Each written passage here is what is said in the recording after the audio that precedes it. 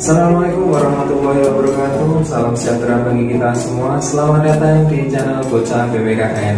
Jangan lupa dukung channel ini dengan cara klik tombol subscribe-nya, klik tombol loncengnya, like, komen, dan share. Semoga bermanfaat bagi kita semua. Pada tujuan pembelajaran, setelah mempelajari materi ini, siswa diharapkan mampu yang pertama menunjukkan sikap peduli terhadap penerapan nilai-nilai Pancasila dalam kehidupan berbangsa dan bernegara. Yang kedua, menganalisis nilai-nilai Pancasila dalam kerangka praktik penyelenggaraan negara. Dan yang ketiga, menyajikan hasil analisis nilai-nilai Pancasila dalam kerangka praktik penyelenggaraan negara. Selanjutnya kita menuju peta materi.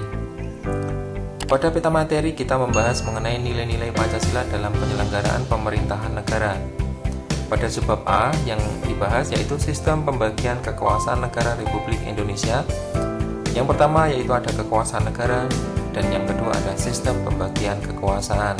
Dan selanjutnya kita menuju materi pembahasan.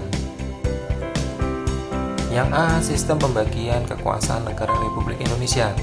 Yang pertama, kekuasaan negara. Kekuasaan adalah kemampuan seseorang untuk mempengaruhi orang lain agar melakukan tindakan yang dikehendaki atau diperintahkannya. Adapun kekuasaan negara adalah suatu kewenangan negara untuk mengatur seluruh rakyat agar mencapai suatu keadilan, kemakmuran, dan keteraturan. Dengan adanya prinsip demokrasi yang mempunyai sifat universal, sehingga adanya pembagian kekuasaan dalam negara dapat diharapkan untuk mencegah perlakuan sewenang-wenang dari penguasa. Yang kedua yaitu sistem pembagian kekuasaan.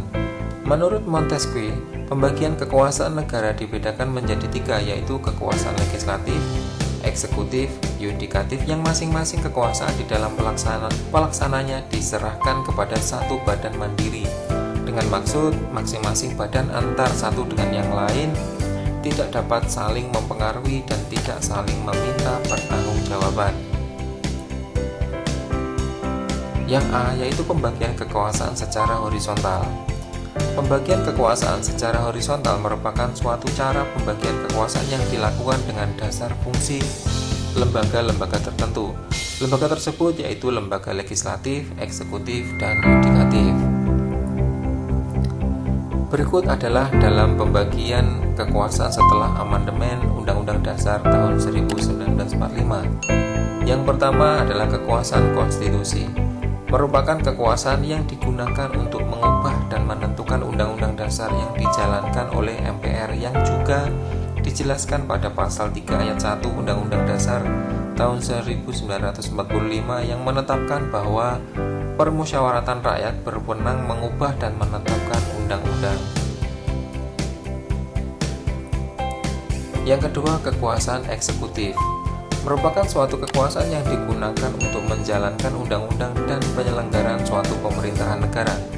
Kekuasaan tersebut dipegang langsung oleh presiden seperti yang telah dijelaskan pada pasal 4 ayat 1 Undang-Undang 1945 yang menyatakan bahwa Presiden Republik Indonesia memegang kekuasaan pemerintahan menurut Undang-Undang Dasar. Yang ketiga, kekuasaan legislatif. Merupakan suatu kekuasaan yang digunakan untuk membentuk undang-undang.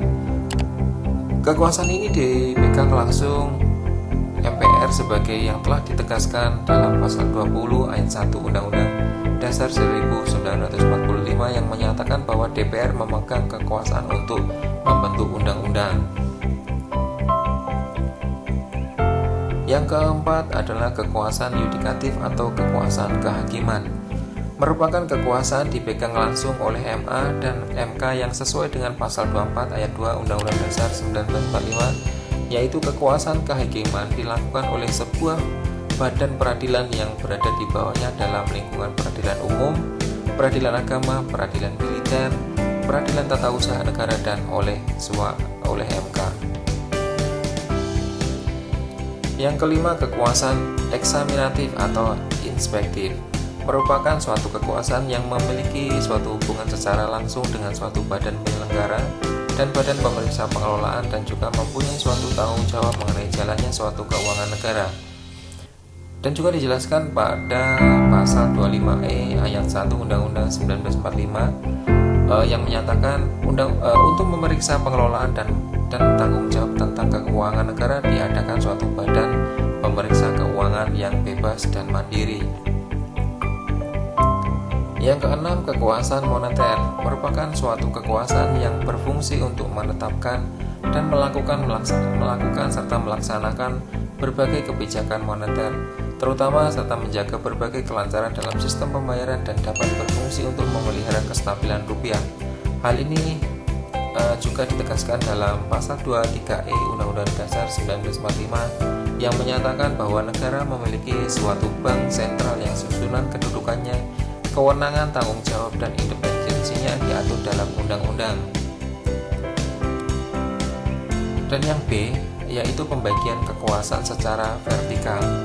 Pembagian kekuasaan secara vertikal adalah salah satu pembagian kekuasaan yang dilakukan berdasarkan tingkatannya, yaitu kekuasaan antar beberapa tingkatan pemerintah. Dalam pasal 18 ayat 1 Undang-Undang Dasar 1945 dijelaskan bahwa Negara Kesatuan Republik Indonesia dibagi atas daerah-daerah provinsi, dan daerah provinsi itu dibagi atas kabupaten dan kota yang tiap-tiap provinsi, kabupaten, dan kota itu mempunyai pemerintah daerah yang diatur dengan undang-undang. Sekian, terima kasih. Semoga pembelajaran hari ini bermanfaat bagi kita semua. Saya tutup. Assalamualaikum warahmatullahi wabarakatuh.